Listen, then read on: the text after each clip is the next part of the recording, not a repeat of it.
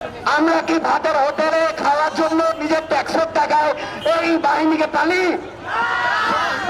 আমরা আমাদের নাগরিক অধিকার নিশ্চিত করার জন্য যে সাংবিধানিক অধিকারের কথা আমরা বলি, যে আমরা শিখি, সেই শিক্ষার্থী ভাইদের উপরে এই সরকারের দ্বারা যখন যে সরকার যে ক্ষমতা কাঠামো, যে মন্ত্রী ক্ষমতায় থাকে, তার পোষা কুত্তা ব্যতীত এর কোন ইউটিলিটিকে আমরা দেখতে পাচ্ছি?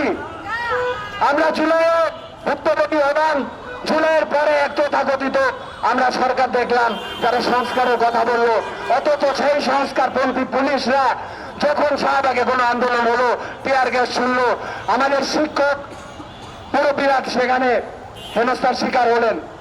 তারা শুধুমাত্র শরীর দিয়ে বা কোনো বিশেষ কোনো জায়গা দিয়ে জাজ করেই আমাদেরকে হেনস্থা করে। ব্যাপারটা শুধু এমন নয়, আপনারা দেখেছেন কিভাবে একজন মধ্যবয়স্ক নারীকে টিয়ার গ্যাস এবং সাউন্ড গ্রেনেড মেরে আহত করা হয়েছিল, কিভাবে অনেক মানুষ এই পুলিশের হেনস্থার শিকার হয়েছে।